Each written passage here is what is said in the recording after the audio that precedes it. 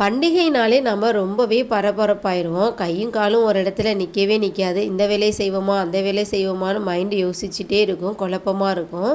அப்படியே குழப்பமாக இல்லாமல் இருக்கணும் அப்படின்னா நாளே வந்து பார்த்திங்கன்னா நம்ம பூஜை படங்களெல்லாம் தொடச்சி பூஜை ஜாமானையும் விளக்கி எடுத்து வச்சுட்டோன்னா அன்னைக்கு டே வந்து நமக்கு ரொம்பவே ஃப்ரீயாக போகும்.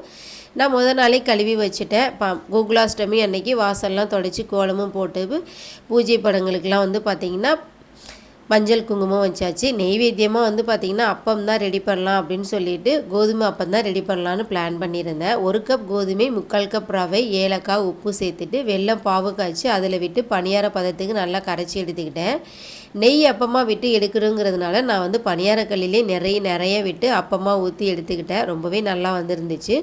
அதுக்கப்புறம் வந்து பார்த்திங்கன்னா ஹஸ்பண்ட் வந்து இன்றைக்கி லீவில் டியூட்டிக்கு கிளம்பிட்டார். அவர் லஞ்சுக்கு வர்ற டைமில் வந்து பார்த்திங்கன்னா நம்ம வந்து எல்லாம் ரெடி பண்ணி வச்சிடலாம், வந்ததோட சாமி கும்பிட்றலாம் அப்படின்னு சொல்லிட்டு வேலையெல்லாம் ரொம்பவே பரபரப்பாக பார்த்துட்டு இருந்தேன்.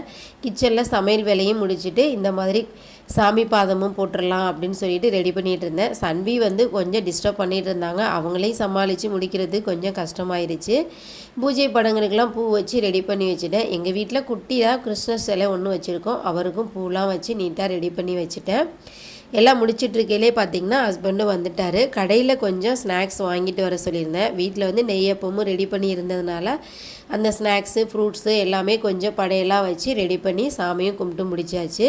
ரொம்பவே மனசுக்கு திருப்தியாக சந்தோஷமாக இருந்துச்சு. என்னோடய பாப்பா கிடைச்சதுக்கப்புறம் தான் வந்து பார்த்திங்கன்னா நான் வந்து ஒரு 3 வருஷமாக இந்த கிருஷ்ண ஜெயந்தி சாமி கும்பிட்டுட்ருக்கேன். ரொம்பவே திருப்தியாக இருக்குது.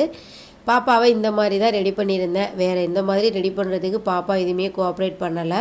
சரி கஷ்டப்படுத்த வேண்டாம் அப்படின்னு சொல்லி விட்டாச்சு. பக்கத்து வீட்டு குட்டி பாப்பாவும் 2 பேரும் கொஞ்சம் நேரம் விளையாடிட்டு இருந்தாங்க. விளையாடி முடித்ததோடு மறுபடியும் மாடிக்கு போய் விளையாடணும் அப்படின்னு சொல்லி கேட்டுக்கிட்டதால் மறுபடியும் மாடிக்கு கொண்டு போய் பாப்பாவை விளையாட வச்சு கூட்டிகிட்டு வந்துட்டேன். ஹஸ்பண்ட்க்கு பர்மிஷனும் இல்லாதனால கோவிலுக்கு எங்கேயும் போக முடியலை. வீட்டிலே அப்படியே இருந்தாச்சு. தேங்க்யூ.